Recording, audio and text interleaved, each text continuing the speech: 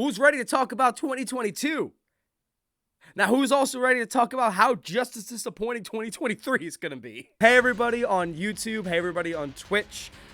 We are talking about 2022 wrap-up today and the future of the game dimension and streaming of 2023. Like what happened last year, this is currently being live streamed on Twitch. And you guys are seeing the product on YouTube. So again, if you see the little reverse, if you see little names popping up in this chat over here, do not be alarmed. I am not being hacked. There is nothing big going on. This is just my Twitch community, who a few of you will probably already know about. So they will be chatting throughout. And I will be doing my best to try to ignore their shenanigans, so that way I can bring this to you guys. But again, figure the 2022 wrap-up is a good way to talk about my Twitch community and YouTube community all together at once, because content for streaming and YouTube have become quite literally equally a big part of my life. Like, sorry, I'm just recovering from the flu as well. Basically, I genuinely cannot picture these last 2 years of content without you here on Twitch and also you people watching this at home on YouTube later on in the week when I get this uploaded.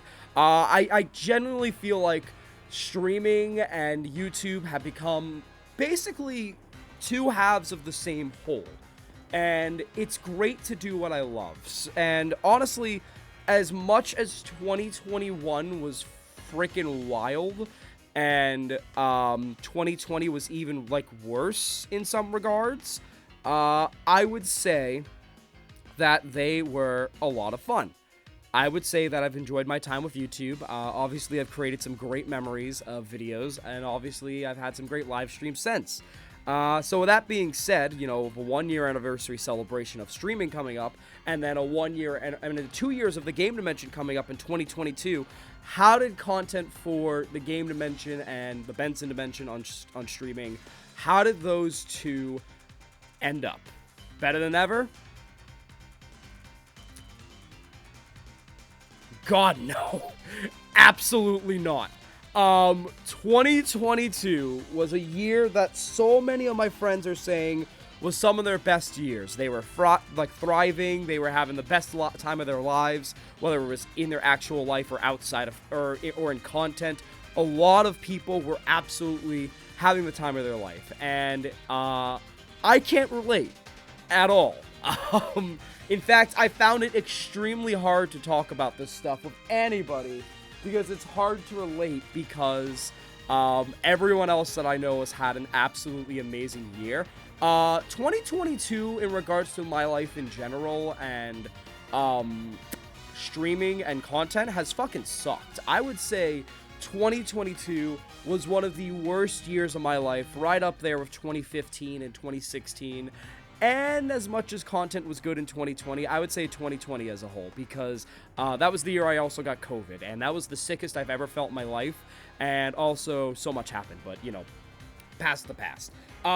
Content-wise, oh boy, what this is gonna be a shorter than usual wrap-up, because genuinely, I don't have much to talk about with content. Obviously, there's some videos and streams that we did that I want to talk about, but I only released a whopping 3 videos on YouTube, and streams were extremely sporadic, and I think I've gone 2 weeks to almost a month at a time accidentally without streaming, which is not good.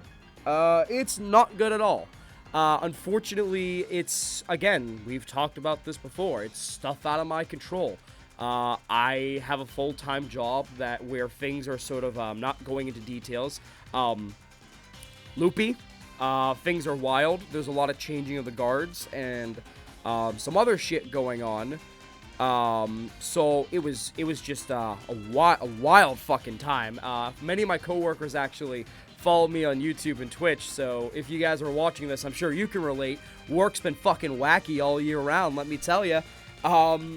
And it just led to a lot of severe life burnout. I think one of the first big instances I can remember is the stream that we did. I think it was either the stream push we did for the well-being of Ukraine or for the well-being of LGBTQ rights. I forget which one it was, but it was around March and April. We had just played Mario Party. It was me, Connor, Fuse, and I think Meg, Better Benson, and I didn't realize how off I was and how much I needed to, like, actually recover mentally because, what is it? I was off that day, don't get me wrong, but I ignored it, and I think being around people and my social battery draining fast, and then streaming solo right after, I abruptly ended stream and took like a week break. There are a lot of times where I have felt that burnout this year, unfortunately, and it's not because I'm tired of content, don't get me wrong, it's just the pressure to try to keep up with consistency in a full-time environment like this is not fucking easy, especially when you want to make this a long stay of your life like I do, which sucks because genuinely, if I could make a living out of this, again, I never am about the money, but at the same time, I genuinely do want to make a living of entertainment, and I can't ignore that if this streaming or content or getting picked up somewhere in Hollywood or wherever entertainment's done, locally or internationally, like getting picked up to do this for pay would make my life a lot easier because then I could actually be a lot more consistent because I would technically be my own boss. But I can't do that. That's not how life works. We need money. I need money. Especially in New England, living is expensive as fuck. So it is just, it's not getting any better either, you know? Yeah, I was fucking exhausted, all things considered. And there were a lot of plans that had to unfortunately be canceled and pushed back. I guess we'll go right into the content immediately for videos for YouTube. The first video, one of 3 that released, was Oddworld, new and tasty review. That was supposed to be a January video. I literally, going into this year for 2022, I was like, okay, I actually know what I'm going to do. Here are some plans I'm going to make. Here are some schedules I'm going to make for streaming and how they can work with editing for other people, New School Arcade I want to bring back, this and that. I literally have everything squared away to the fucking T. So I came into 2022 fully prepared, like genuinely prepared and all that stuff. It was going to go well, and it started to go well. But then this is where things got wonky with work, and a lot of stuff is happening, and unfortunately, even to this day, we still don't have a full staff. I feel like we're a very small staff, all things considered, for our area. It started cycling, and it cycled, and I kept saying on my streams, Oddworld's coming, I'm very excited. Oddworld is going to be February, Oddworld's going to be March. It released end of April, literally the next day in May 1st, for those of you that aren't keeping track. Yeah. Ugh. I don't know what to say about that process. That process was long, and it was grueling, and it was exhausting. And unfortunately, because of that, so much got pushed back or canceled. I had reviews that I had planned for a while. I had a whole set map that I was going to do to focus on reviews, and unfortunately, that got crumpled up, ripped to shreds, burnt, and thrown out the window in the wind, painting with all the ashes of Benson's streams and videos on the wind type of thing. It was not a good time, and even because of that, I extended Season 2. Because literally the next month would be the Season 2 finale of the Game Dimension, and I did not feel prepared at all for that. So I decided to just extend Season 2 and just give the people what they wanted. So that finale's coming on YouTube in June, hopefully, for 2023. But I extended Season 2, and I was like, okay, you know what? We're going to try our best with this and just push forward. Oddworld's process was not fun, and I think that was where I think YouTube was genuinely where I suffered the most. Because streaming, as much as it's hard to stream and not everyone's cut out for it, it's the same with YouTube as well, with scripts and editing and everything else. And I feel like I'm better at home on streaming in regards to what I can do after a long day of work. So, like, for example, after a long day of work, I'm burnt out and everything, I can just come on camera, bullshit something for an hour or two at, like, 50% of what I'm capable of, and just play Pokepark or tier list and just chatting. And you people would enjoy that because not to give myself too much credit, knock on wood, I would like to think my commentary on the fly and the humor is pretty good, all things considered. So genuinely, streaming was just easier for me. And of course, we got to do charity work for it. So streaming for me was just easier to do after a long day. Because if I sat there on my laptop trying to edit on DaVinci Pro and just pay attention to like the finest details, it wasn't going to work out. I would literally hate everything after 30 minutes. And I did try to do that, which was a mistake. I tried to force myself to sit there and edit after a long day of work, and it just did not go well. And this is also like the year, I guess we'll go into later, about setting boundaries. So unfortunately, it was not a good process, and I think streaming thrived a lot more, even though it kind of suffered, in my opinion, because I could bullshit something after a long day of work, and honestly, not many people would probably notice, hopefully, because that's just, not to get depressing or Facebook meme insert here, but I like to think I'm a pretty good actor, all things considered, so I could easily save face and go on stream and bullshit something for an hour or two at half energy, much better than I can trying to record and be like, no, I can't do this. So Oddworld suffered a lot. It suffered. YouTube suffered. I think there is a huge stagnation this year, and I don't usually care about numbers and all that stuff, but like, I remember, getting some notifications, and I only check really when I get notifications or when people tell me something happens in regards to numbers on the channel. So quite literally, I was just like, oh, how are things doing? I think as a whole, my videos stagnated for a while. Like, the only one that, like, basically thrived in this environment of nothing really coming out was Cat in the Hat, which is the only video to reach 1,000 views as of right now on this channel. So thank you for that, I guess. But yeah, the Cat in the Hat, and even then, not many people interacted with the video. They just dropped a like and left, which is fine. Again, I don't really like care if people stick around. Like, obviously I care if people stick around in a way, but I don't care if people want to go about their day and go somewhere else. Like, if they enjoy my video once and don't think they're going to stick around, then that's totally fine. Obviously I care if people subscribe and join and be a part of the community, but in regards to a numbers aspect, if people don't stick around, then I'm not going to force them. I'm not going to shovel shit and, like, self-promo for 5 minutes. Like, that's not me. Like, if you enjoyed the video and you don't think you're going to enjoy anything else because it doesn't suit you, great. Thank you for enjoying this video. Have a nice day. Stay frosty. Going into Oddworld, there is a lot that could have gone wrong. Months of delays, canceling other plans, not even going into streaming stuff yet about how I had to cancel many streams because of mental health or bad internet or bad weather or bad this and that.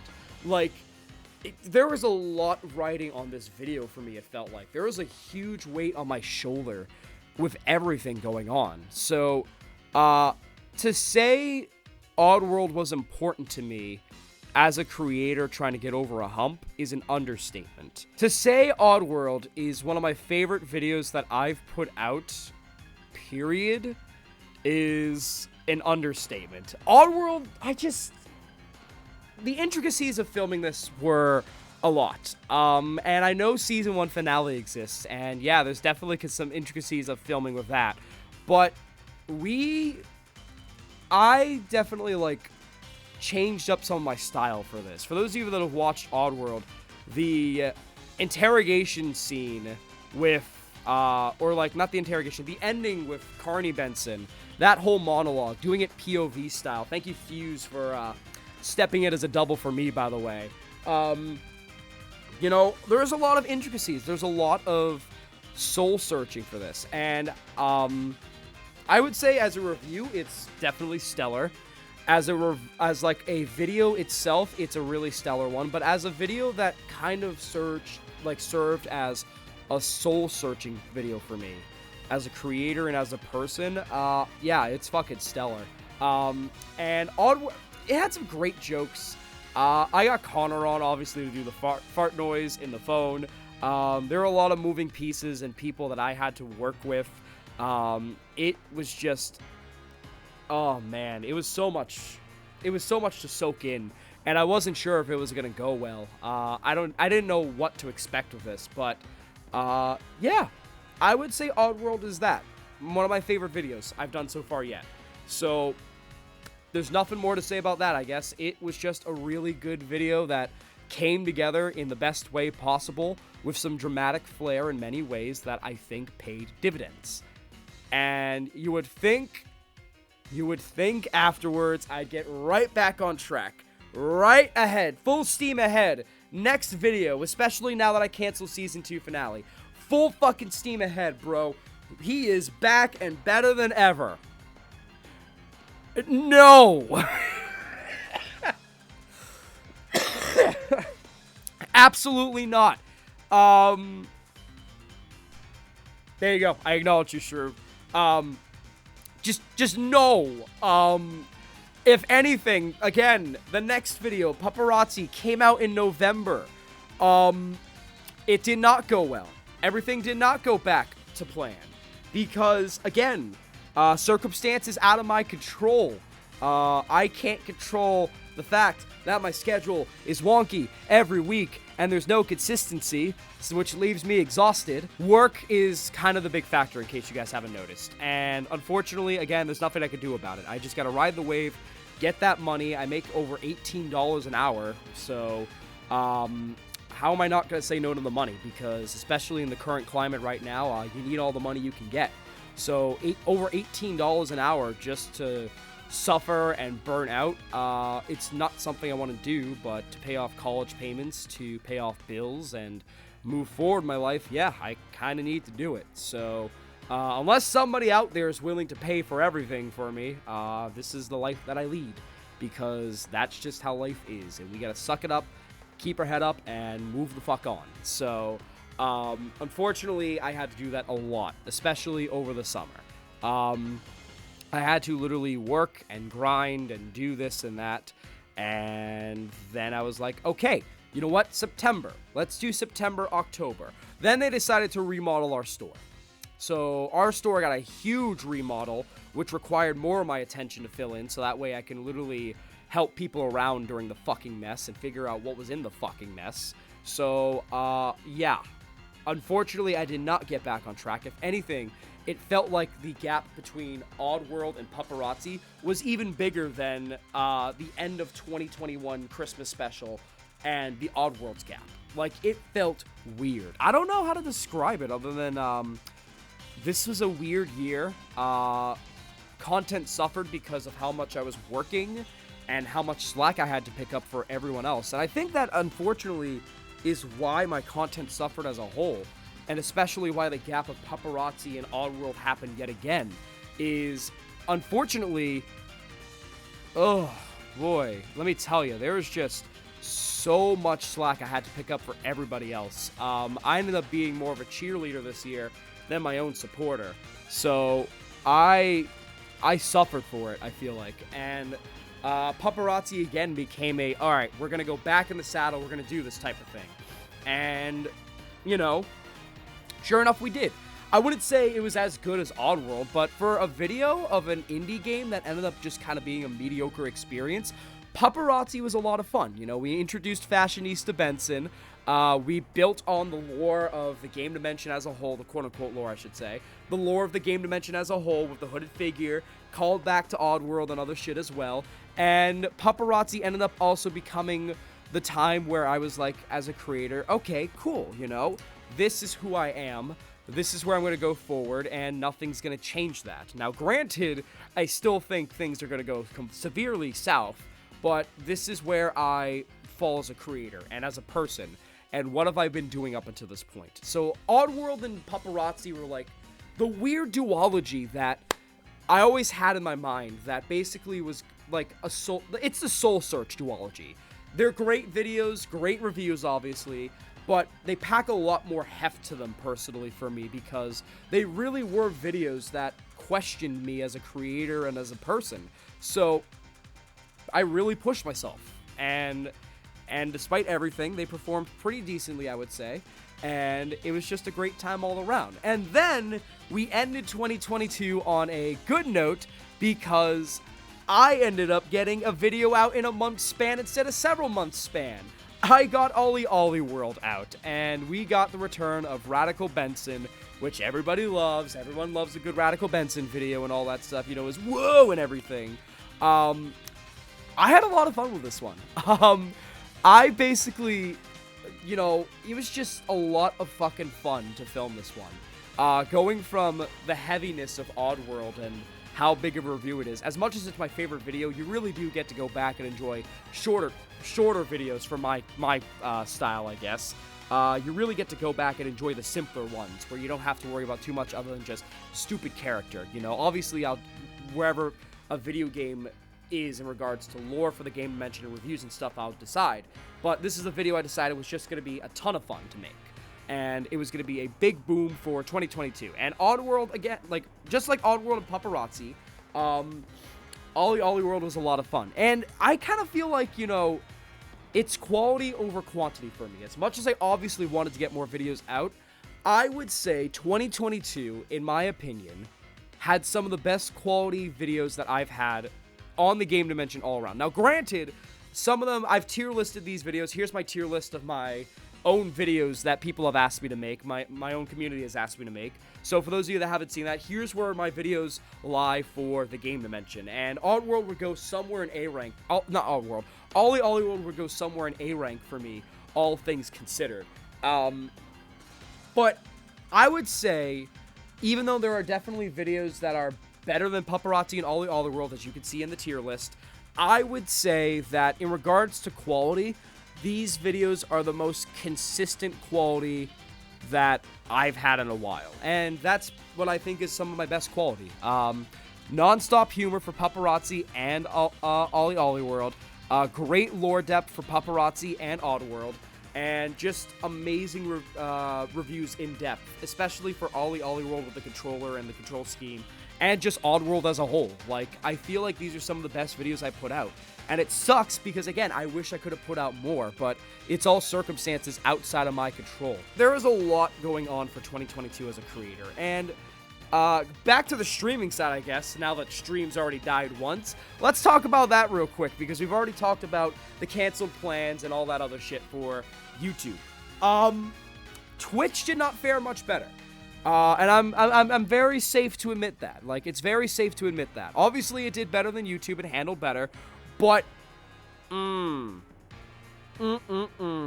Twitch did not fare any better.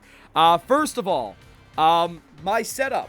For those of you that don't know, for years I've been editing other people, my stuff, and been live streaming on my Alienware laptop. It's great. It's served its purpose. Except this last year, it's finally showing its age. On top of that, my internet's a piece of shit lately. So on top of my internet being a piece of shit lately, and my laptop dying, my streams have been dying a lot. Sometimes in the span of 3 minutes at a time. And that's the technical side of everything. A lot goes on, and because of that, stream suffers for it. And I end up sort of being more of a cheerleader for other people. And that's what the announcements for Discord have become this year. Like, obviously, I love supporting all my friends and all that stuff. There's no doubt about it. But at the end of the day, too, you guys joined my Discord server. You guys joined my my community and trusted me to entertain you guys. And I feel like I failed at that this year. Even though I feel like streaming did pretty decently, even though it suffered just as much as YouTube. Unfortunately, it felt like I wasn't at my best. And I feel like the worst part was that what sort of happened this year kind of happened on stream. And basically, it was impromptu, but I had reached a snapping point. I think it was late September, right before I went to San Diego. I had reached a snapping point, for those of you on YouTube that don't know, because you don't follow me on Twitter or follow me on Twitch, which is totally fair. I don't expect you guys to follow me everywhere. I basically was just like, I don't know what's going to happen from here on, guys. I think, unfortunately, this could be the end of the Game Dimension and Benson Dimension. And the charity work that we've done, the videos I've uploaded, the accomplishments we've made, all the people that have followed, it's all going to be for nothing. Because at the end of the day, I just cannot perform, and I don't have the money to save for a PC at the moment, which is pretty much true because a lot of my money did go straight into college and straight into bills. I don't have that luxury where I get to have as much leeway with money as I want. In regards to pay and all that shit and everything else, I didn't know what was going to happen. So I went on stream, and basically what I did was I went on a rant, essentially. A very calm, composed rant, all things considered. And I was just like, this could be it for me. And you walked in on serious talk, MK. You walked in on the wrap-up. But we'll answer that question, too. Hi, MK. But, I didn't know what was going to happen. I didn't. And I remember saying, because I Cake and Fasol and so many others were, like, on stream, I basically was like, I'm sorry, I'm not reading anyone's message. I'll look back on the VOD and read everything. I'm sure you guys are saying nice things. I don't think I didn't go back and read that chat. I was just, it was like I was already turning my back on streaming as a whole, like, because I didn't know what was going to happen. And unfortunately, I still don't. We'll get into that in a minute. But I was basically at a do or die point for me because work had taken up so much of my life that I couldn't pursue what I've wanted to do all year, and that's make entertaining stuff and be an entertainer. And unfortunately, TV studios around this area are not faring any better still. So basically, right now in my life, the internet with streaming and YouTube is my only real outlet to get out and be an entertainer of some kind. So the fact that I couldn't do that frustrated me, and then it sort of like depressed my brain so much. Like basically, my brain started beating itself up like, hey, you dumbass. Guess what? You might have to quit because you need money. And why should this and your dream go over capitalism, you dumb bitch? So, I was like, this could be it for me by the beginning of next year. And I don't know how many people watched it. I don't remember, other than Cake and Fasol, because they were the ones messaging the most, and being supportive like they always are. I fucking love them to death. I don't remember anything. I don't remember how well that sat with people. I don't remember how many people watched and were worried. And I don't expect any sympathy because that was just me putting myself out in the world. I always want to be more open, but that was just me putting myself out there. And honestly, it was very impromptu. I usually don't act as much on emotions like that, but it just happened. Streaming suffered a lot, but also I would say some of our best streams still came out of it. You know, even though consistency was a bitch, like YouTube, I feel like quality was on top of it. You know, Pokemon Scarlet and Violet, and fucking Pokepark, and obviously the shit show extravaganza of Connor, where he played Gummy Bear Magical Medallion. We did it new school arcade style. 2020, and that's the thing I would describe with 2022. 2022 was quality over quantity, and as much as I wanted quantity to go with the quality, I'm glad what I got was a lot of quality, and I'm very happy with that. Hi, Aldo. Mwah. Hi, buddy. You drive safe, BB. But going back to streaming, it definitely fared better than YouTube. And I'm very happy about that because holy shit, we raised so much money for charity. Between the charities for Ukraine, LGBTQ rights, and mental health, those were 3 charities we did back to back to back. Like, obviously, the war in Ukraine, Russia invading Ukraine, that spurred something in me that was like, I need to do something to raise humanitarian stuff for Ukraine, which we did. We raised over $600 in the span of less, like, 2 weeks for Ukraine, which is, like, you know, fucking nuts to me. Like, it's insane that in less than 2 weeks, impromptu, we raised $600. And then when anti-trans bills started to like come out, where a lot of states, especially stubborn states, started to basically go against trans rights, that spurred me as well. We raised money for that. I did my mental health charity streams in May, and granted, I feel like I could have streamed a lot more. We still raised some good money for it. And then over the summer, I got to be a part of a relay, thanks to my boy Noises. Shout out to my boy Noises. I got to be a part of a relay over the summer for the relay for abortion rights, when abortion rights were being challenged in America. And we raised almost like between partners, affiliates, and different variety streamers and music streamers, we raised almost $30,000 for abortion rights as a group. That's fucking insane. And then I got invited again to the same group to do it in November for mental health awareness, and we raised once again almost $30,000, I'm pretty sure. This relay alone I got to be a part of. As a group of partners and affiliates and variety people, we got to raise almost $60,000 for causes that were important to us between abortion rights and mental health. Like, that's fucking insane to me. And then we did the Make-A-Wish stream where, for those of you that are watching on YouTube and didn't see, Aldo, who is still, I think, driving right now and just showed up in chat, he wanted to do a charity stream before the end of the year where basically if we raised a certain amount of money, I would shave my beard, and then if we raised even more, I would dye my hair blue. The beard is still on. They almost did it though. We raised over $11,000. I think that is the second most successful charity stream I've done on Twitch. The first one being my first mental health month way back like a year ago, where we raised $1,300. This year alone, as an individual, I have raised over $2,000 for charity. Yo, what's up, Negatron? How are you doing? Welcome to the stream, buddy. Also, Kimi, I will read that in a second. Don't worry. But as a person, part of a bigger thing, I got to help raise $70,000 between my charities and the relays. Like, again, fucking nuts. I just can't picture that. And not only that, we also celebrated 1 year on Twitch, which is insane to me. And I'm already almost at 400 followers, I think. And with YouTube, even though it's stagnated and only 3 videos came out this year, 3 videos and very sporadic streams have caused me to almost reach some new points. Almost at 200 subscribers on YouTube and almost 400 followers on Twitch, which means we're almost halfway there to 1,000, which is fucking nuts to me.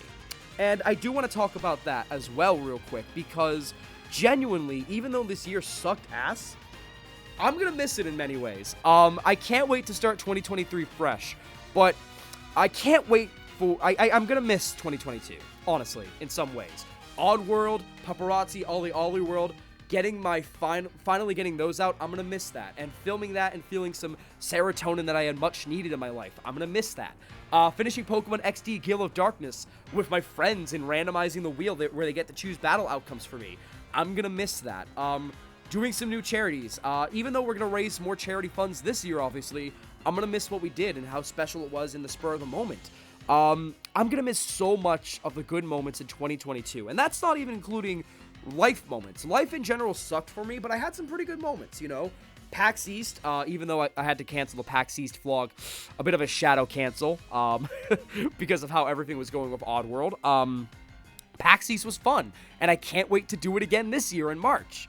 Fucking getting to hang out with friends a bit more than I feel like I did the previous year. Even though I didn't get to hang out with my friends much, we did some great shit together. You know, a lot of great trips and watched some good shit. Movies and video games were banger this year. And some of my favorite entertainment moments came from this year between movies like Nope, The Batman, X, Pearl, Babylon, The Fabelmans, David Bowie's documentary Moon Age Daydream. Like, this year had some amazing movies that I fucking adored. And the same with video games, which we'll get into in a minute as well, of the Game of the Year talks. This was just such a great year for me to indulge media. I started writing Letterboxd reviews, which is something that I didn't think I would do. And it's sporadic like anything else, but I still keep the notes in my head about movies, because deep down I genuinely do remember things like the back of my hand when I talk about them in reviews. It's just great. It's just great to get back into writing and doing this and that. And as much as 2022 as a whole was a failure in regards to quantity, I would say quality-wise, I wouldn't change it for the world. And back to the thing in September, of where I lie as a creator. What does the future hold? Is 2023 the end of Benson and the Game Dimension and Stream Dimension and all this other shit? Is this the end? And as of right now, nah. Nah. I think I'm gonna look back on 2022 and think, oh my god, it fucking sucked. You know, I had some mental lows, sure, but you know what? Glad I made it out of there. And we had some great moments like I talked about, and some other moments we'll go over in a minute, and I would think it's a great year overall. Oh yeah, I also did this thing called get engaged to my wife, so I guess that's a huge life update, right? You know, I guess that's a huge update that I should probably mention as well. I would say, Jinx. Oh my God, you said it too. But you know, again, the quantity of good things, and I keep going back to it this last minute or so, but the quantity of good things in my life happening wasn't much. It genuinely was not much. And I would say overall this was one of the worst years as a creator and as a person I've had in a while. But the quality of those moments were all worth it. I think they were worth it. I had some great moments. So that leads into my topic really, really quick before we get into the next stuff. 2023. What does the future hold? Well, knock on wood right now. It's funny, I actually have a wooden table that this is on. Knock on wood right now. As things stand, I have a plan going forward. Like last year, I have a set list of how I want the game dimension and streaming and my other content to go as a whole. Now, granted, again, like 2022, I am braced for the sequel of 2022, where work is sporadic and expects so much more of me than I can give, and I burn myself out again. I'm bracing for that, so the impact of that is not as hard as it was last year. But for this year, for the game dimension, I got some big reviews coming up, such as let's be honest, this isn't a secret anymore. I do want to review Kingdom Hearts. I do want to begin my retrospective of Kingdom Hearts. I won't say when. I'll leave you wanting more for that. But Kingdom Hearts will happen this year. I can guarantee it. February is going to be fun. I actually have a plan for February. March, April, and May, I have plans for those as well. June, obviously, is going to be the Season 2 finale of the Game Dimension, and I've had that script for over a year. It's been a year since I wrote that script, and I'm probably going to go back and touch it up and finesse and all that stuff, so that way it's better for this year. But I'm excited for that. I think, knock on wood, that's going to be my favorite video ever, up until something else dethrones it. Like, that's going to be my favorite video for a while if everything goes according to plan. And then obviously starting Season 3 of the Game Dimension. Twitch. We are celebrating 2 years on Twitch in March, and then a week after I celebrate 2 years of starting Twitch, we celebrate my rise to a Twitch affiliate. So we have 2 celebrations going on. Obviously, May, I want to do another Mental Health Awareness Month charity marathon, where I hopefully get to do a lot more streams. And it's just going to be a really interesting year for the Game Dimension and for Twitch. Last year was like that round where your opponent knocked you the fuck down. This is a big year for me. This is the year where I feel like I'm ready to get the fuck back up and put out not just the best quality of last year, but the quantity to back it up. And I hope you guys are ready, because it's going to be a bumpy ride. I'm probably still going to be recovering a little bit from last year and some other stuff going on in my life, but this is it. This is my year. This is that I feel confident about this.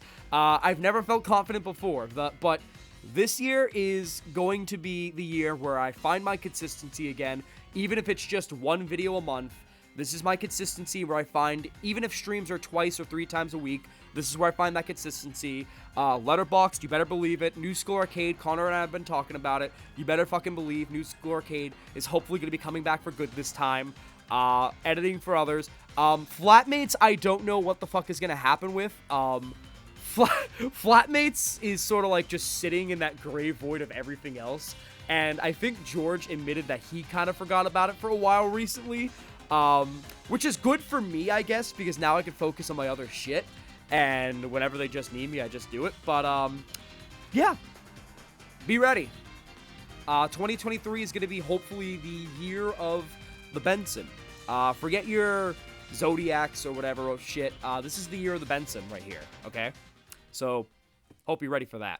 With that being said, usually around this time of the video, I go over what I think could have been a Game of the Year candidate and go over my Game of the Year for 2022. I did it for 2020. That game ended up being Ghost of Tsushima. I did it for 2021. That game ended up being Psychonauts 2.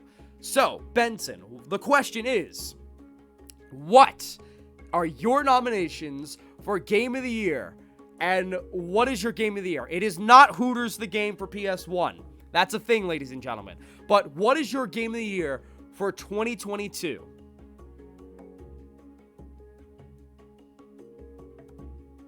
You will find out in the next video. That's right. I am doing my first ever top 10 ever on the Game Dimension. I am going to be doing my top 10 games of 2022. There's going to be a lot of honorable mentions, and then we're going to go right into the top 10. I won't say much. It's so hard because this year has been a banger year, all things considered, and every time I make notes of and have been playing catch up of what I think my game for 2022 is, I keep looking nah, this one might swap in, this one might swap in.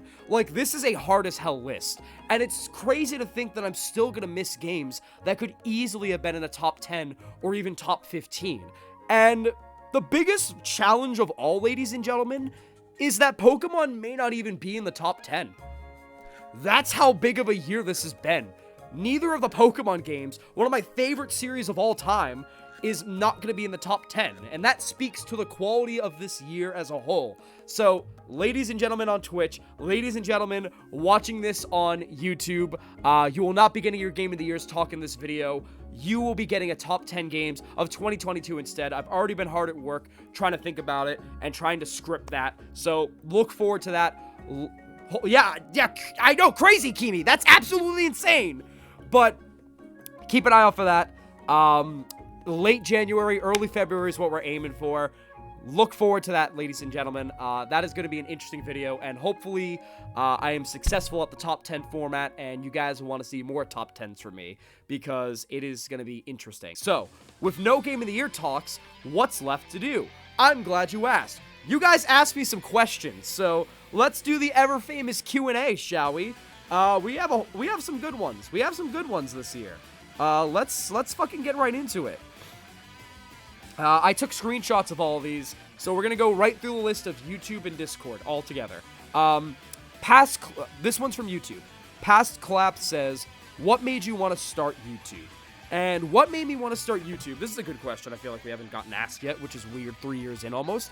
What made me want to start YouTube was, essentially, I had started YouTube already as a kid with Pokemon figurine videos, which, again, don't look up. I already deleted the channel. The footage is probably gone. They're gone. Don't worry about it. Basically, I've been wanting to do YouTube for a while before I actually started in 2020, because I had been taking film classes again, and I had gotten back into a groove of editing.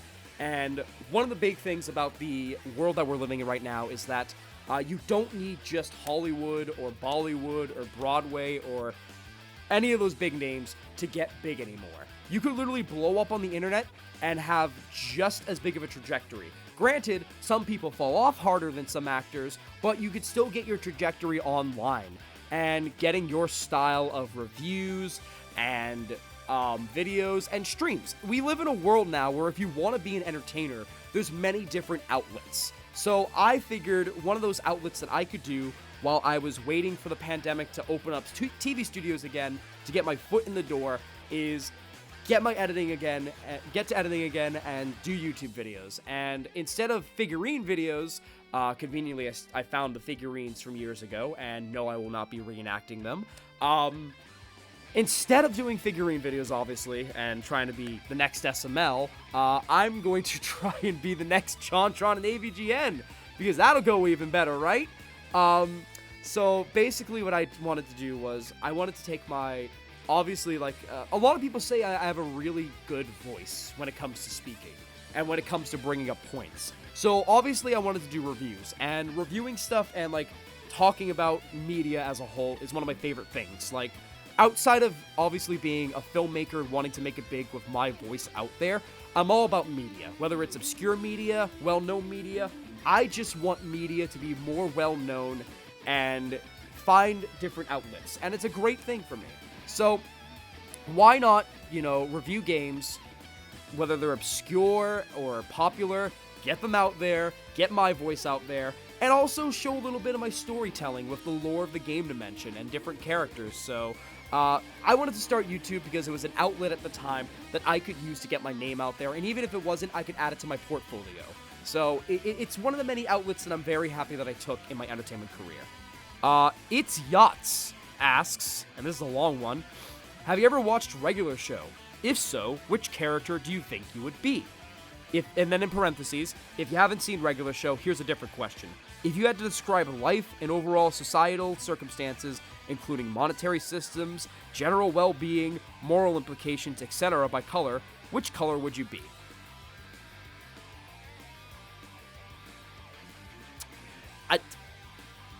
Yachts, your profile pictures Uncle Phil from Fresh Prince of Bel-Air, but if I rip off the mask and I see it's Socrates in there, I'm not going to be surprised.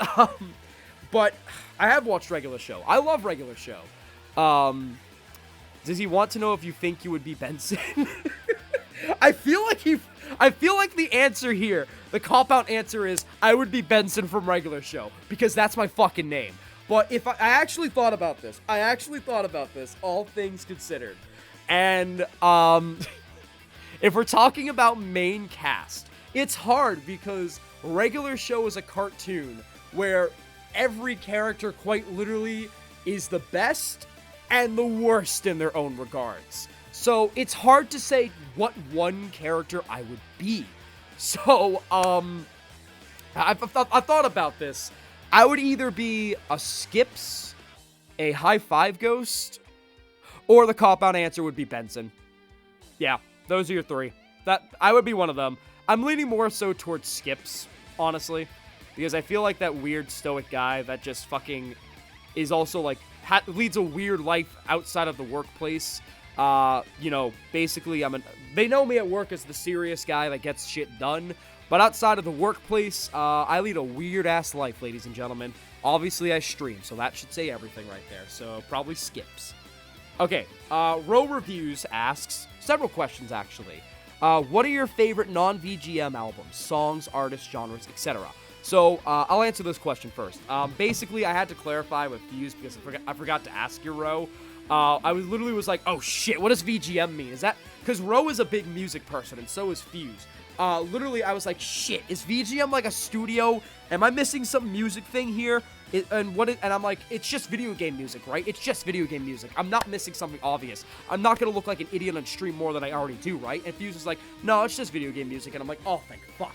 So, in regards to actual, like, in non-VGM albums, songs, artists, and genres, basically, one of my favorite genres of all time, it's the big umbrella one. I won't go over which type, because I like different kinds of it. I'm a rock person. Hands down a rock person. Whether it's hard rock, metal, hair metal, fucking pop rock, not as much pop rock sometimes, punk, ska, I just love rock. I absolutely love rock. If you look at my Spotify playlist and some songs that I listen to, I especially love, like, rock as a whole. Like, obviously I have some interesting ones, like, I am the type of guy that has, Metallica, Bullet for My Valentine, and then there's Bon Jovi, and then there's Coolio, and then there's fucking obscure things like Real Big Fish, if anyone remembers that ska band, and then there's also Backstreet Boys. So, I have a very wide variety of genres, but the main one I always come back to is always going to be rock. And going into that, I would say one of my favorite artists as a whole would be, I've come to find out, Van Halen. And now granted, shout out to Pink Floyd, shout out to Pearl Jam, shout out to fucking Ninja Sex Party, shout out to this and that. I would say, in the last year or two, I've found out that I'm a huge Van Halen fan. And I love Def Leppard as well and all that shit, but I never realized how much of a Van Halen fan I was until the last year or so, which kind of leads into one of my other songs, Dreams. I think Dreams is one of my favorite Van Halen songs, and one of my favorite songs in general. I think it's become my anthem of trying to get better throughout the year, and how we're going to get higher and higher, straight up will climb. That's what dreams are made of and all that stuff. I think it's an amazing song. I think it's well composed. Synth, I'm a sucker for anything synth, obviously, as well. I think Van Halen's just one of my favorite artists of all time. But a shout out to other artists again, like Pink Floyd, Pearl Jam, Coolio, Billy Talent, actually, as well. Let me see. Let me pull up my Spotify row. We'll go down a few more for you. Let's do a few more for you. Just some other shout-outs. Oh, yeah. AC/DC, Aerosmith, Ailstorm, Alice in Chains, Anamanaguchi as well, actually. Their concert was fire this year, by the way. They did their Scott Pilgrim tour. Fucking phenomenal. Love that shit. Avenged Sevenfold, Beastie Boys. The list goes on and on. You get the gist. You get the gist of it, essentially. Dio's also another one. Dropkick Murphys, obviously. Like, I'm a big rock guy at my heart. And obviously, one of my favorite songs is Dreams by Van Halen. But also, I would say that leads into my other thing. I think one of my favorite albums, at least right now that I've been enjoying, is 5150 by Van Halen. I think that album is so well composed. I am a sucker for 80s rock in general as a whole, I feel like, even though I love rock. And I feel like 80s rock is some peak rock in my opinion. And even though this rock is starting to get even better now, I would say 5150 as a whole right now is one of my favorite well-composed albums. Why Can't This Be Love is a second favorite album on that, second favorite song of that album. Dreams obviously is on there. Summer Nights is a fucking good song. Van Halen as a whole has taken over my life in the last year, and I am fine with that. Also, shout out, second place, Hall & Oates. Hall & Oates is amazing. Really love them. Private Eyes, Out of Touch, I can't go for that. Just some banger after banger. I love Hall & Oates.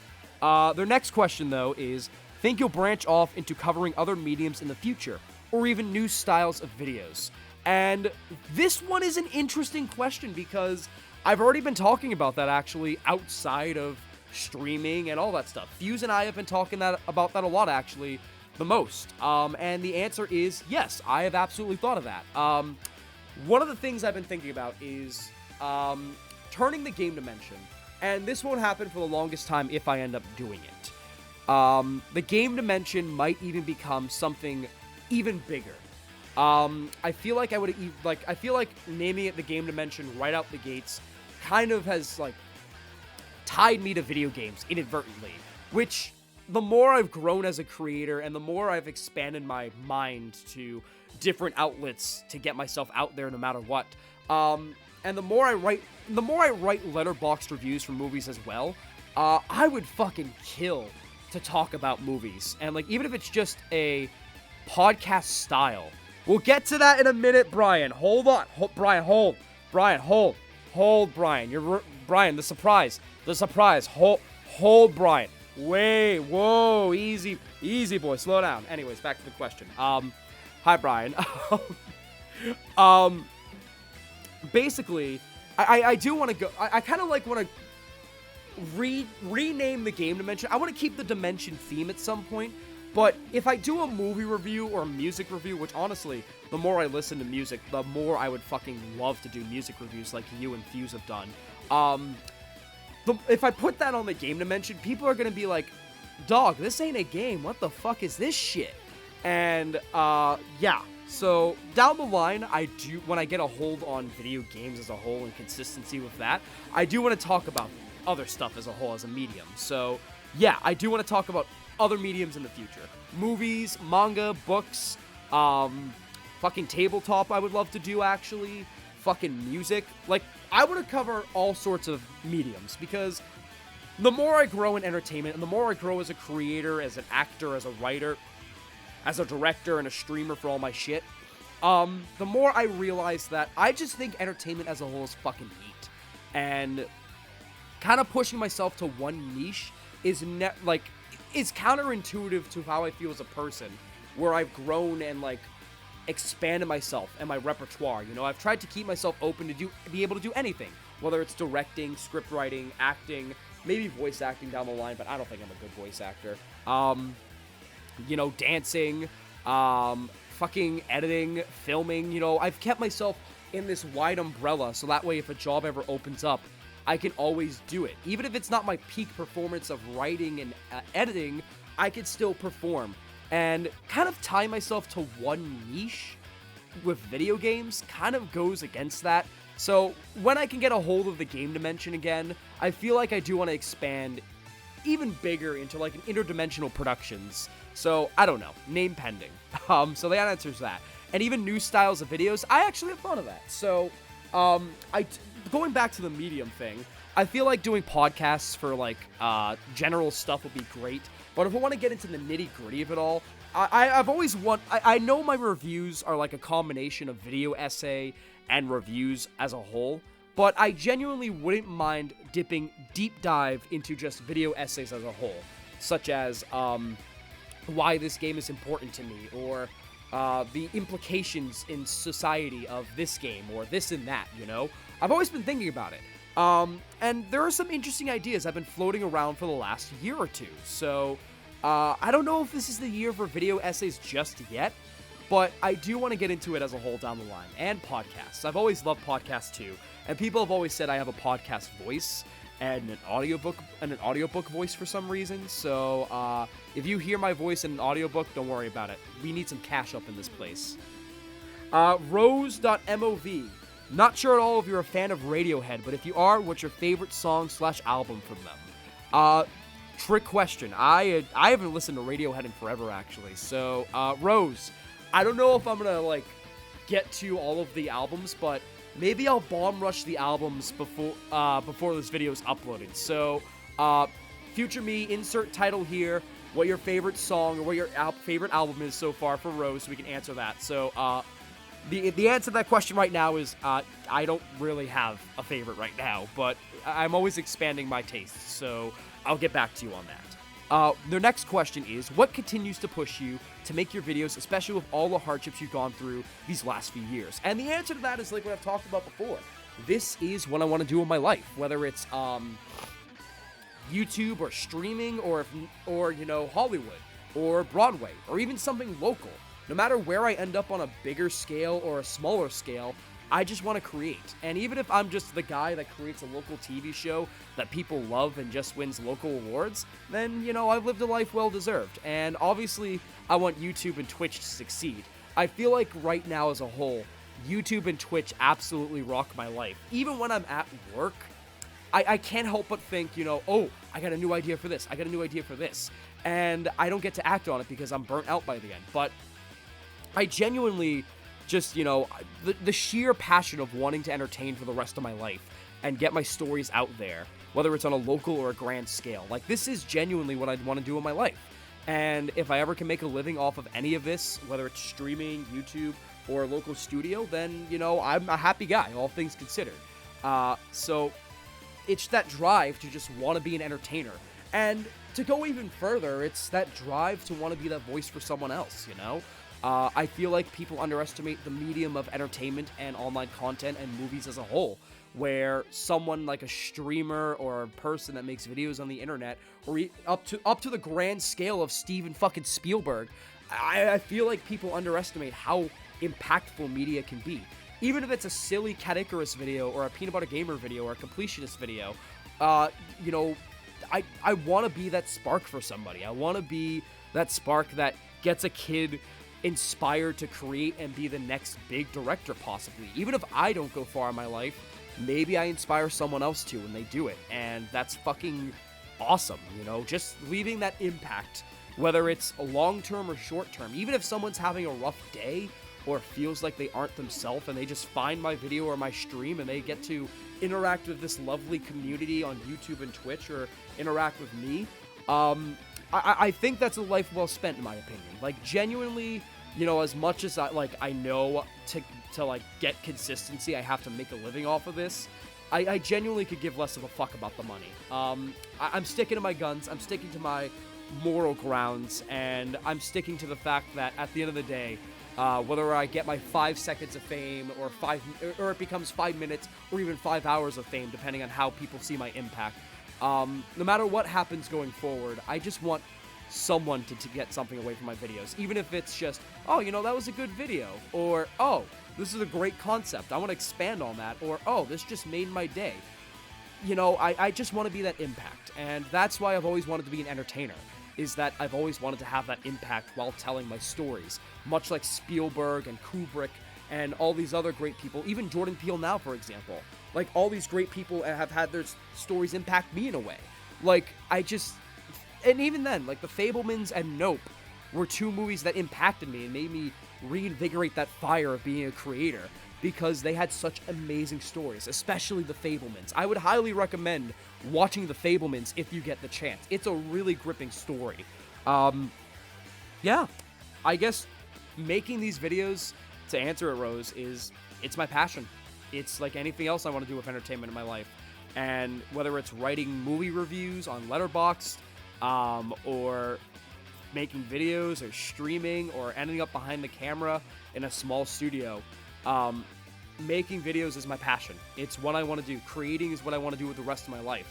And despite all these hardships and despite the breakdown I felt like I had in September, I think this is the year where I'm really going to push my head down and stampede through anything that's in my fucking way, because I want that quality that I had last year to be in quantity. So that way I want to give back to my community, to you guys, to show you that investing in your time in me was fucking worth it. So, and I want to be that spark for someone else.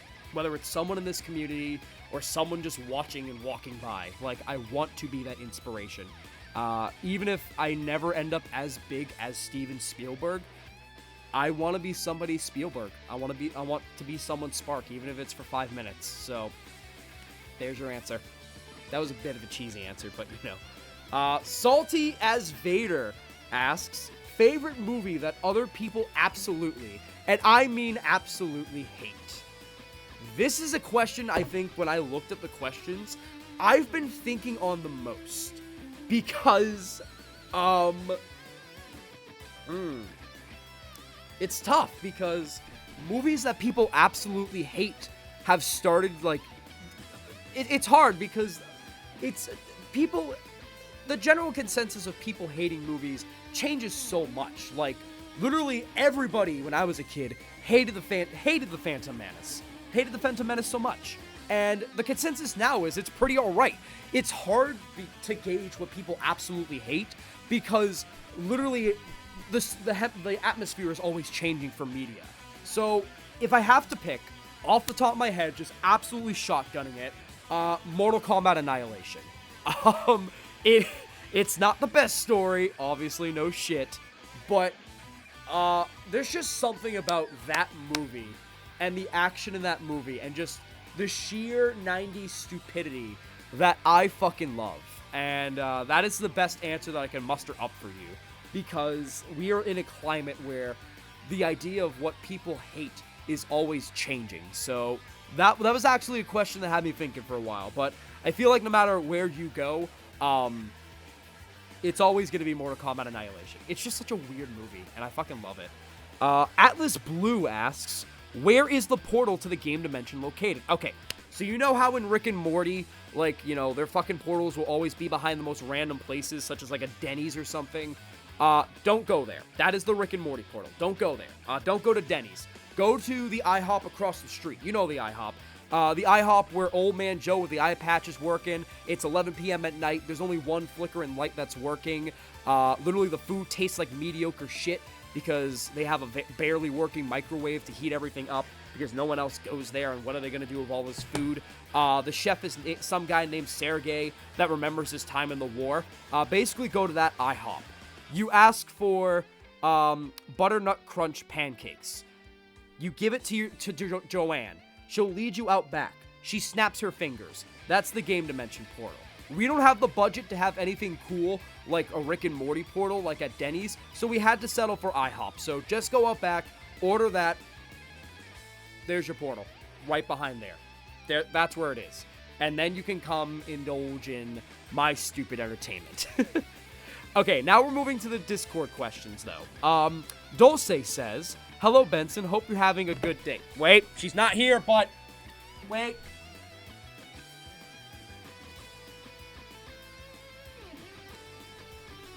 There we go. Sorry, chat. Sorry, YouTube. For those of you watching the VOD on YouTube, you have no idea what the fuck that is. Just do exclamation Dulce. D-U-L-C-E. I'll leave the spelling on the screen. Just literally, no matter what you type in for a comment, just do exclamation Dulce. Somewhere in that message. Just do it. Just do it for me, please. Thank you. See, follow chat. Just follow chat. Trust me. Okay, my question is, how did you start to have interest to make videos? Apologies if it's a question that was already asked. No, it's fine, Dulce. I will answer any question. I will answer any question twice for you.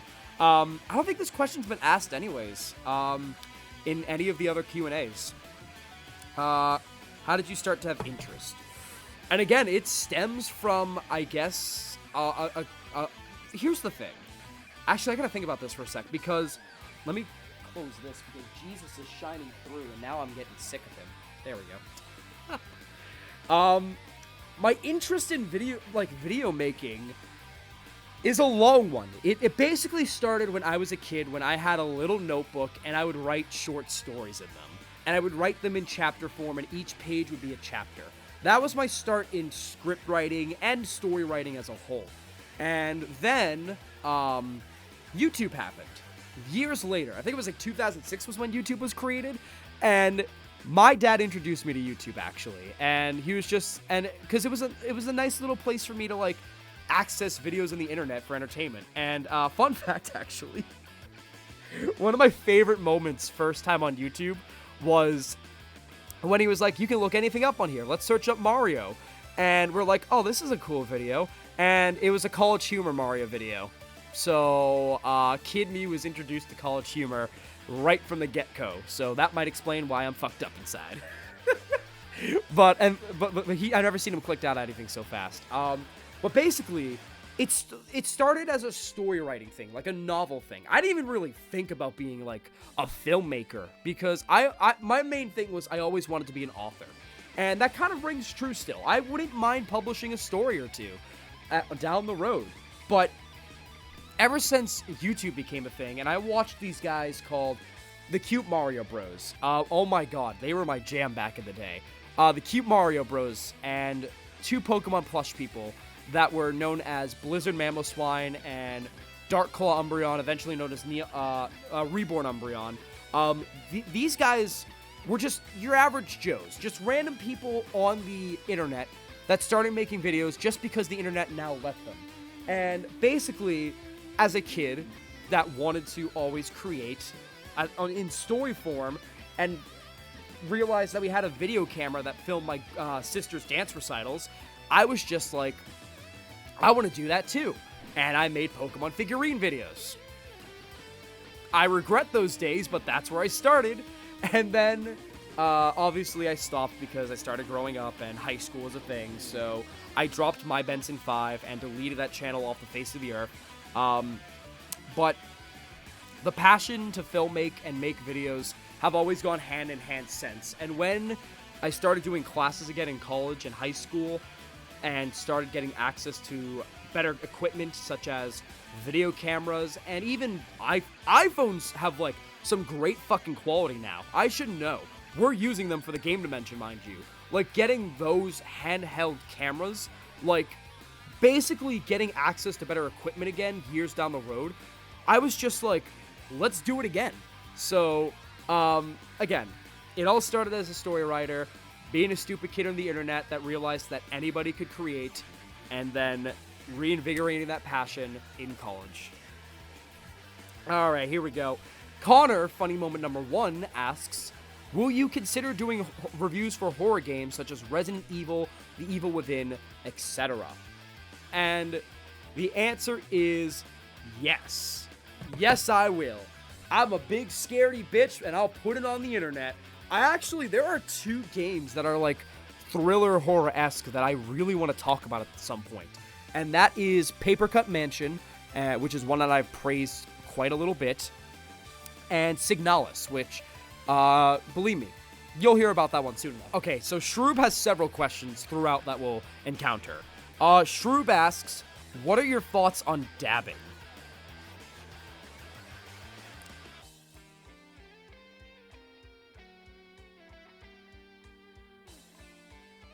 I mean, hey, however you want to take your fucking weed, it's up to you. Just don't ask me.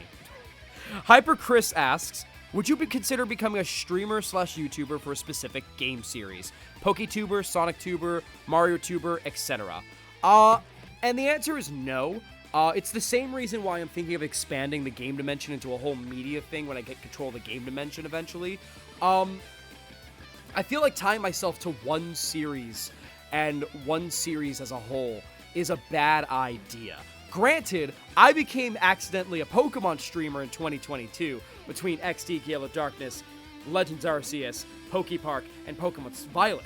I accidentally became a Pokemon streamer during that year, but that's not going to happen again.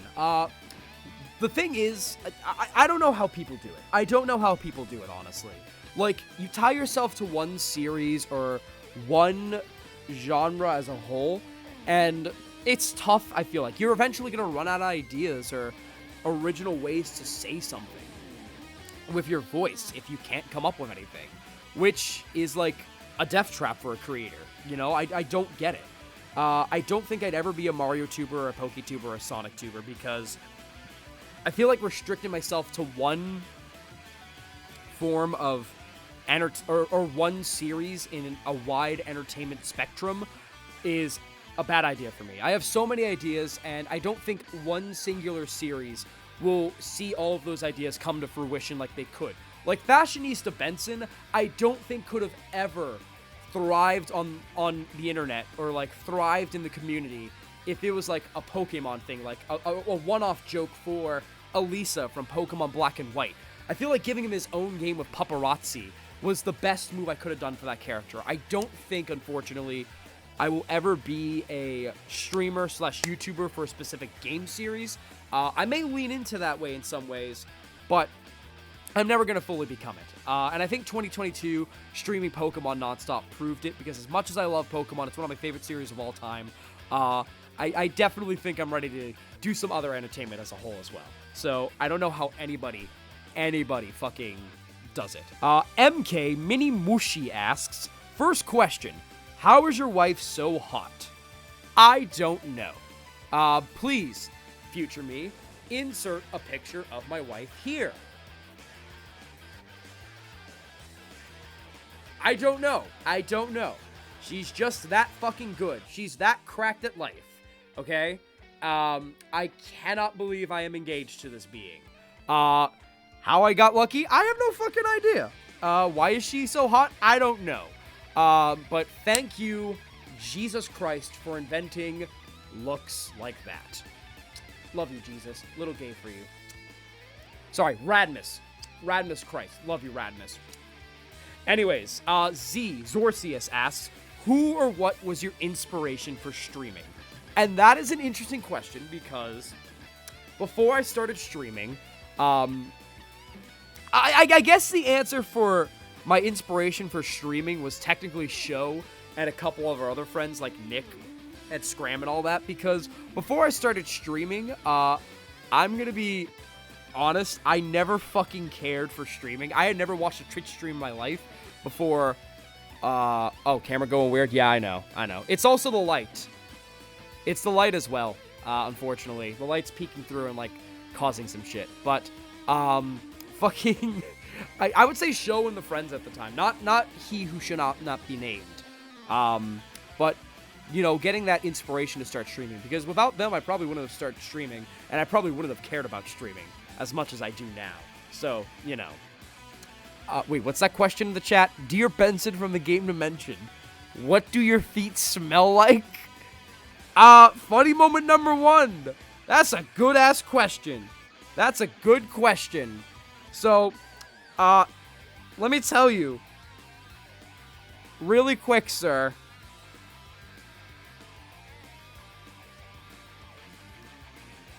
My feet smell like this band. Wolf Vame asks, I have two questions if you don't mind. First, do you play Minecraft? No, and I don't know if I will anytime soon. My friend wants to do a friend server, but I might play on that. I don't play much. I haven't played seriously since I first joined Cake server, so that was like a year ago. So the answer is no. which I guess answers your second question if I do play Minecraft. Would you consider collaborating? Unfortunately, no. I am sorry. I will not be collaborating this time, because I do not play Minecraft, but I wish you the best. Wheezy Cake asks, favorite game that's not Kingdom Hearts? This one is actually easy. My boyfriend broke up with me on Minecraft. Oh my god, what the fuck? I hate when... What the fuck? You ever just love when your 8-pixel boyfriend breaks up with you by placing TNT in your house and blowing it up? Good times. But Brian, to answer your question, it's actually Pokemon Black and White 2. That's actually an easy question because somebody asked me before what my favorite game was on the first year anniversary. And I was like between Kingdom Hearts 2 and Pokemon Black and White 2.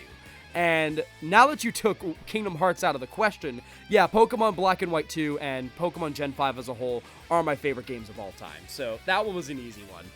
Okay, Shroob again. Shroob asks, is mayonnaise an instrument? Someone had to ask it. There is a video where it does prove that you can turn mayonnaise into an instrument, so I would say yes. Okay, so this is the surprise that I had in mind. This is one of the good things that came out of 2022 as a finale that started into 2023. Where will the new PC be set up? Same spot as streaming or in the office? And before we get to that, surprise! I've been hiding it from you this whole time. Ladies and gentlemen on YouTube, life for Benson's gonna change, and the reason I'm so optimistic is because my friends were assholes and they plotted against me, and they got me a PC! And it's in the background behind that Christmas tree. This is a good question for Saul, because I've been debating this. So basically, it won't be here, because this is the couch, right? So basically, yes! You were the absolute... Thank you so much, Brian. I love you. Brian, actually, can you send me the, specific specs again, buddy? Can you send me the specific specs again, just so I can take a look and have them? And, so maybe I could show them on stream, if you still have them. Thanks, buddy. I love you. Yeah, this is, literally... Not before we get into the spot, they had been plotting this for months. It was that man Brian, Thisall helped them out, my wife, Connor, Kylie, Show, they all fucking plotted against me. It was Brian's idea, and he got the gang together, and he fucking did it. And, I'm going to kiss that man on the mouth next time I see him. Now, anyways, on to the spot. Oh, I'm so fucking tired. Anyways, basically, so, behind, like, hold on. There's this area right around here that you can barely see, right by the Christmas tree. So, like, right around that area next to the window is our old PC. You know, the old PC that I thought had my videos on it, but haha, they don't. But, basically... Oh, excuse me. That new PC is gonna go either over there, and I just place like a TV or something, or do like a bootleg thing with console games if I want, or I could put it up in the studio. Now the thing is, 1 or 2 sacrifices are probably gonna have to be made, because if I do it in the studio, don't forget, I live with other people, so they have bedtimes. I don't have a bedtime, so that studio is kind of smack dab in the middle of the house. So if I put it in the studio, late night streams are going to be less of a thing. But if I put it downstairs, we still can go hype as fuck as we want. We would just have to figure out a way to do console gaming. Maybe move the TV around a little bit because the TV's over here on this side. So yeah, it's one of those 2 places. I'm debating where, but I got a PC. And I'm so fucking excited, dude. Future me, when we get the specs from Brian, insert the picture here. It's beautiful. It's beautiful. When I first got the PC, I was in shock and like overstimulation. I could not react normally. I just stared at it. I was just like, that's not mine. That's not mine. Like, but now that like it's setting in, bro, I got a fucking PC. I got a PC. It's so cool. It's so cool. It's so pretty. It's so pretty. I love it. I love it. Okay, next question before this whole stream is just me saying that I got a PC again. It's so cute. It's so pretty. It's so pretty. I love it, though. Final question from Discord, though. I feel like I should ask a real question after all these stupid, he means amazing questions I asked. So, what thoughts go into the story of your videos? What do you think about when making a coherent plot? This is a really good question. So basically, what happens is I just throw things on the wall and make sure they stick. I'm kidding. When it comes to coherent plot, I basically take the rules of film and storytelling, and I just. What do you mean it's not the final? It's not the final question, but like it's the final question on Discord. That's the final question on Discord. Is there another one that I was missing? I'll check in a second. But to answer your question real quick, Shroob,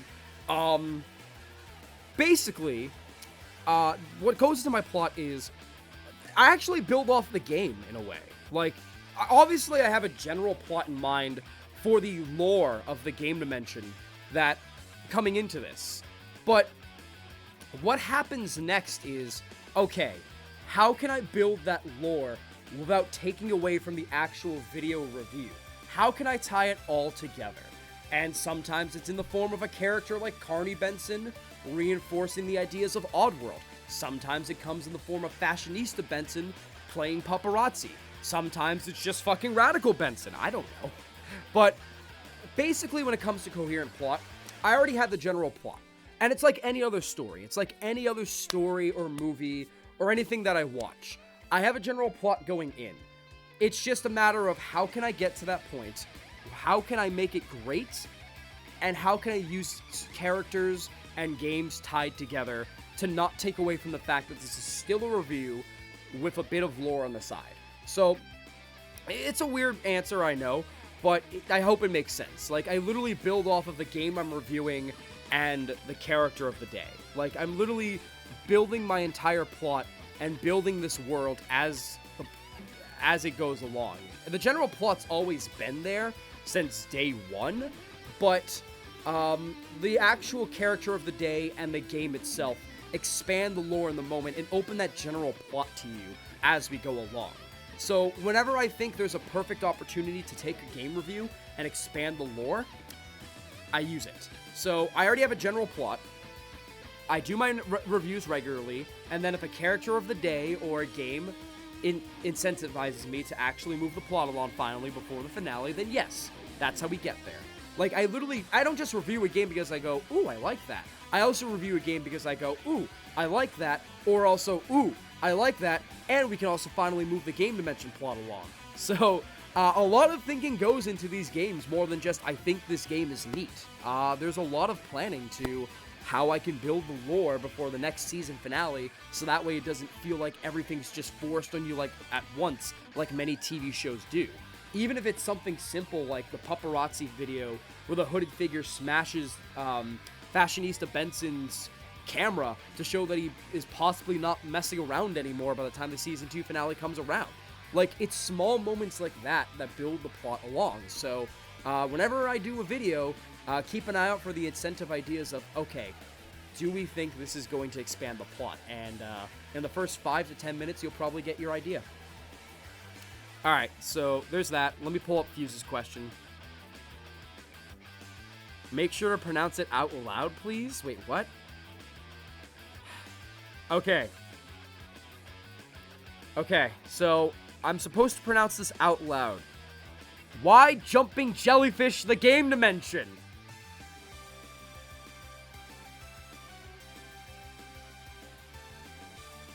Nothing happened. Nothing happened. Okay, anyways. What is your most anticipated film of the rest of the decade? This is tough. This is tough. It's tough, though, because, basically, we don't know much about the rest of this decade. We know some stuff, mostly Marvel, but we don't know a whole lot of good shit coming out. I don't have the list on the top of my head, so I'll say mainly my anticipated films of 2023. There's an animated TMNT movie, Teenage Mutant Ninja Turtles, that's coming out. I'm very, very excited for Renfield, where Nicolas Cage is a vampire. That's gonna be fucking stupid fun. Cannot wait for that. I would say those are some of my anticipated films. There's a couple more off the top of my head I'm sure I'm missing. Also Barbie, $1 billion, bitches. Let's go. That's a good one, I guess. And final question, what do you think of the rumored Amazon Prime Blade Runner series? I'm excited. I'm fucking excited. I love Blade Runner. Blade Runner is one of my favorite films of all time.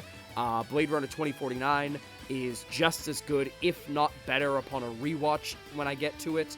I love everything that Blade Runner does as a world, as a film, as anything. So, as a piece of media as a whole. So, I would say I'm pretty fucking stoked. Granted, if they cancel it after one season and that season is phenomenal, I'm gonna fucking riot. I'm sick and tired of Netflix and other places canceling stuff after one season. So, for the love of God, Amazon Prime, if you're hearing this right now, you cancel us after one season, and the first season is amazing, I'm kicking your fucking ass. I just want that to be known, okay? Alright, we're good. With that being said, though, I think that's it for questions. Let me double check real quick. Am I missing any other questions? Okay, I guess we have one more question that fucking dropped today. From Wheezy Cake once again. He asks, when's Little Benson coming?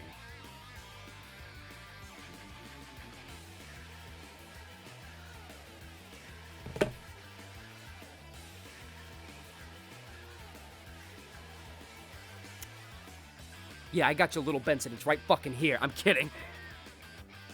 Okay. In all seriousness, everyone's asking me, okay, I will answer, Brian. Oh my god. Whenever I'm financially stable enough, okay?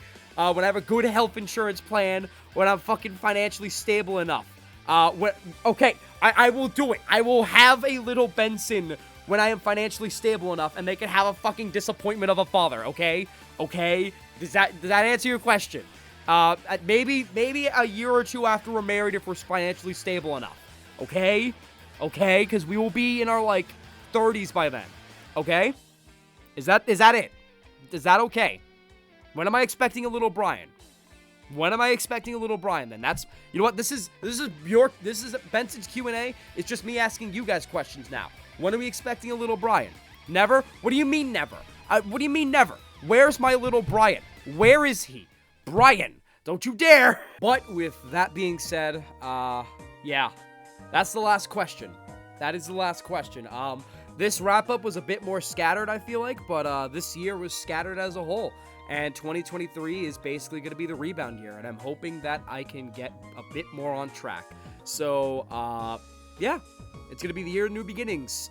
Same old Benson, different year, new PC, new consistency, hopefully. So the next video, for those of you that are on YouTube, you guys will find me in, is basically going to be the top 10 of 2022. Look out for that. And then I have a February video. Thank you guys so much for everything. This year, again, has fucking sucked. Thank you so much, by the way, Brian. I'll add that in post-editing. But thank you so much for a fucking weird year. Genuinely, I'm gonna miss this year in some ways, but overall, goodbye 2022. You fucked me over twice fold. Thank you to everybody that's been so patient over the years. Thank you. There's so many people to thank for quite literally making the Game Dimension and Stream Dimension what it is. So there's a whole bunch. I'll probably save that for the credits of the Season 2 finale, but shout out to my team, as always. Ryoko, my emote artist. Sho, Connor for quality control. Brian for just being an absolute G and getting a PC and just being an amazing mod. MK for being a supporter as well. Thank you so much to my wife, obviously, for being one of the main on-hands people of the crew when it comes to everything. Thank you, Sawyer, my thumbnail artist. By the way, this year was great because I have a thumbnail artist named Sawyer. He's absolutely amazing. Thank you, Sawyer, for that. Genuinely cannot appreciate your fucking work enough. I cannot wait to hopefully get back to more consistent video scheduling, so that way you can get paid even more than you already are, because you deserve it, my friend. And all the love to your VTuber stuff as well. Thank you to literally everybody for a great fucking year in regards to quality over quantity. But hopefully this year is the year where we can balance the two out, and it's quality and quantity. So, yeah. I don't think there's much else to say other than I'm fucking tired. But that's never gonna change. Cue the laugh track. But until then, thank you so much, everybody on YouTube, for watching this. Please feel free to like and subscribe. Feel free to follow me on Twitch so you can see more of my shenanigans live. And just stay up to date on everything as well. I really do appreciate everything that this channel and Twitch has done for me in the last year or two. I cannot wait to celebrate 3 years of the Game Dimension and 2 years of Twitch, hopefully right, and not even just do this year's celebration, but make up for the lack of celebrations that we had last year as well. So hopefully this year is a lot to come, and I hope you guys are ready for every step of it. So with that being said, thank you for watching. This is Benson from the Game Dimension, signing off. Stay frosty. Have a good night, everybody.